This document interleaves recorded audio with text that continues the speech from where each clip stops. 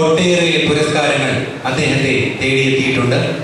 2 വാരങ്ങൾക്ക് മുമ്പ് ലഭിച്ച ലയൺസ് ക്ലബ് ഇന്റർനാഷണലിന്റെ ലൈഫ് ടൈം അച്ചീവ്മെന്റ് അവാർഡിന്റെ തിളക്കം ഏറെയാണ്.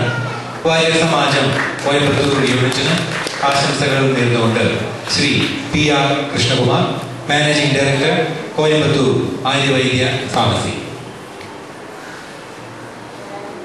ബഹുമാന്യരായ സഹോദരി സഹോദരന്മാരെ, എൻ്റെ വിനീതമായ നമസ്കാരം. ഈ ഒഴുകിയ വഴിയിൽ ഈ ഒരു പ്രസംഗം ആവശ്യമില്ലാത്തതാണ്. അപ്പോഴോടും സുരേഷിയോടും ഒഴിവാക്കാൻ ആവശ്യപ്പെട്ടപ്പോൾ എന്തെങ്കിലും 4 വാക്കുകൾ പറയണമെന്ന് നിർദ്ദേശിച്ചതനുസരിച്ചാണ് ഞാനിവിടെ ഇരിക്കുന്നത്.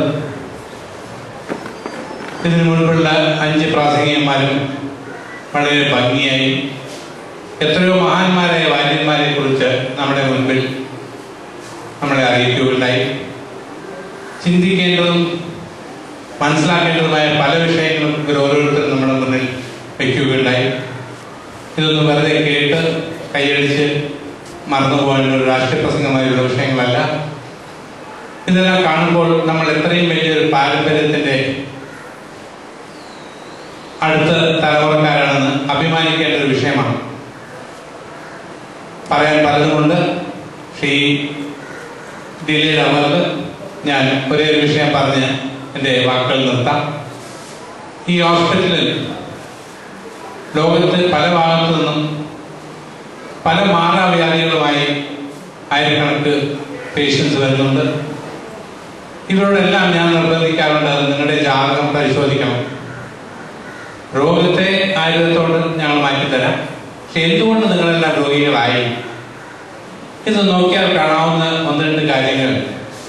1, പിതൃകർമ്മം അനുഷ്ഠിക്കാത്തതിൻ്റെ ദോഷം. 2, കുലദൈവത്തിൻ്റെ കോപം. ഇത് രണ്ടുമാണ് പ്രധാനമായി കാണുന്നത്. അതാത് ഗ്രാമങ്ങളിലോ ടൗണുകളിലോ ഉള്ള ആളുകൾ വെറും ഭക്തന്മാരായി ഇരുന്ന കാരണവന്മാരുടെ കാര്യം പോലും അനുഷ്ഠിക്കാതെയുണ്ട്. വേറെ തൊഴിലന്വേഷിച്ച് പല രാജ്യങ്ങളിലും പോയി അവരുടെ കുലദൈവത്തെ മറന്നു എന്നുള്ളൊരു ദോഷം കൊണ്ട് മാത്രം എത്ര വ്യാധികൾ അല്ലെങ്കിൽ എത്ര മനോദുഃഖങ്ങൾ, പല രൂപത്തിലുള്ള വിഷയങ്ങൾ അവർക്ക് വന്നുപെടുന്നുണ്ട്. എന്നാൽ നമ്മൾ വാര്യന്മാരെ സംബന്ധിച്ചിടത്തോളം നമ്മൾ ആ ക്ഷേത്രങ്ങളുടെ ഭക്തന്മാർ മാത്രമായിരുന്നില്ല. പല പല ക്ഷേത്രങ്ങളുടെയും എല്ലാ ക്ഷേത്രങ്ങളുടെയും നമ്മൾ കഴകക്കാരായിരുന്നു. ഇന്ന് പലർക്കും നമ്മുടെ ക്ഷേത്രങ്ങൾ ഏതാണെന്ന് പോലും അറിയാത്തൊരു അവസ്ഥയെത്തി.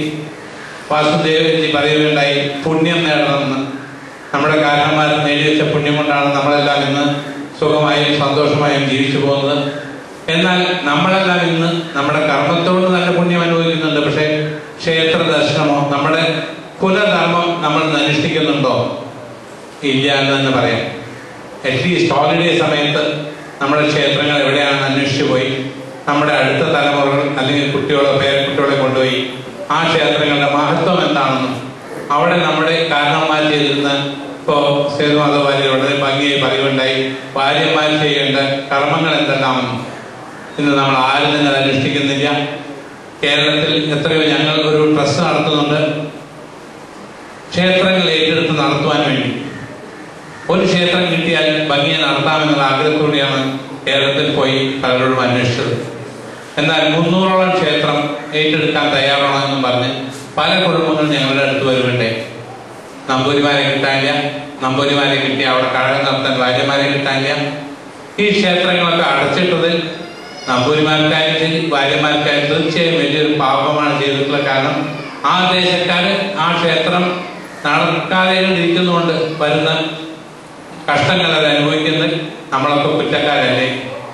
ഇങ്ങനെ നോക്കുമ്പോൾ ഞാൻ വാര്യ സമാജ സഹോദരന്മാരോട് ചോദിക്കുകയായിരുന്നു, എന്തുകൊണ്ട് വാര്യ സമാജത്തിന് ഇതുമായി ക്ഷേത്രങ്ങൾ ഏറ്റെടുത്ത്? നമുക്ക് എല്ലാവർക്കും സ്ഥാപനങ്ങളാണെങ്കിൽ സ്ഥാപനങ്ങൾ പറ്റാവുന്ന സഹായം ചെയ്യണം.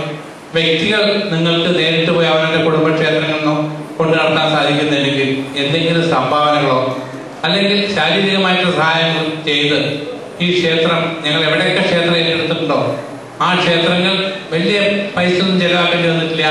വെറുതെ ഒരു വിളക്ക് വെച്ചു, മാല അവിടെ കുറച്ച് പുഷ്പം അർപ്പിച്ചു, ഒരു നമ്പൂരിയെ വെച്ച്. ചിലഭാഗത്ത് നമ്പൂരിയെ കിട്ടാത്തതുകൊണ്ട് തമിഴ് ബ്രാഹ്മണരെ കൊണ്ടേ സൃഷ്ടിക്കുകയുണ്ടായി. ആ ചുറ്റുവട്ടമുള്ള കുടുംബങ്ങളെല്ലാം നന്നായി കാണുന്നുണ്ടായി. അപ്പൊ അതിന്റെ അർത്ഥം നമ്മൾ എപ്പോൾ ക്ഷേത്രങ്ങൾ നന്നാക്കുന്നോ നമ്മുടെ നാട് തീർച്ചയായും നന്നാവും. ഇന്ന് ഇന്ത്യ രാജ്യത്തിന്റെ ധനപരമായിട്ട് നമ്മൾ എത്രയോ മുന്നോട്ട് കയറിയിട്ടുണ്ട്, എന്നാൽ ആത്മീയമായിട്ടും സ്പിരിച്വലി വി ആർ ബാങ്ക്രപ്റ്റ്.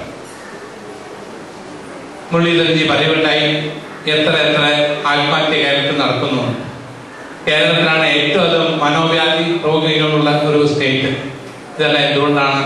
നമ്മൾ നമ്മുടെ പൂർവികം മറന്ന് ക്ഷേത്രങ്ങൾ കൈവിട്ടതുകൊണ്ടാണ്. ഇതിൽ ഭാര്യമാർക്ക് വലിയ പ്രധാന പങ്കുണ്ട് ഈ ക്ഷേത്രങ്ങൾ സംരക്ഷിക്കാനും ക്ഷേത്രങ്ങൾ മുന്നോട്ട് വളർത്തിയെടുക്കാനും. ഇന്ന് ഏത് ക്ഷേത്രം നന്നാക്കിയെടുത്താലും ആയിരക്കണക്കിന് ഭക്തന്മാർ അവിടെ നിന്ന് പ്രാർത്ഥിക്കാൻ തയ്യാറാണ്. അത് ദൈവത്തിനോട് നന്ദി പറയാൻ വേണ്ടിയല്ല, അവരുടെ കഷ്ടങ്ങൾ പറയാനും അവർക്ക് പരിഹാരങ്ങൾ കിട്ടുവാനും വേണ്ടി പോവാനും ധാരാളം ധനസഹായം കിട്ടുന്നുണ്ട്. ഞങ്ങൾ ഇവിടുത്തെ ഈ ക്ഷേത്രത്തിൽ നിന്ന് കിട്ടുന്ന പണം കൊണ്ടാണ് പല ക്ഷേത്രങ്ങളും നന്നാക്കാൻ വേണ്ടി ശ്രമിച്ചുകൊണ്ടിരിക്കുന്നത്. ഈ ഒരു വിഷയം മാത്രം പറഞ്ഞുകൊണ്ട് ബാക്കി എത്രയോ പറയാനുണ്ട്. അത് ഇനിയൊരു അവസരത്തിലാവാം.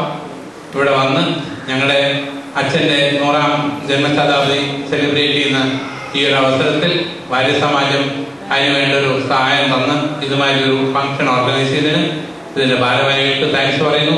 സെൻട്രൽ കമ്മിറ്റിയിൽ നിന്ന് നീലകണ്ഠ ചേട്ടനും മുരളീധരൻജിക്കും ഞങ്ങളുടെ നന്ദി പറഞ്ഞുകൊണ്ട് നിങ്ങളെല്ലാവരെയും ഇത് കഴിഞ്ഞാൽ കാപ്പി കഴിച്ചതിന് ശേഷം പരിപാടികൾക്ക് വേണ്ടി കാത്തിരിക്കുകയാണ്. ഇനി ഒട്ടും വൈകിക്കുന്നില്ല. ഇത്രയും വാക്കുകൾ പറഞ്ഞ് നമസ്കാരം. ജയ് ഹിന്ദ്. നന്ദി.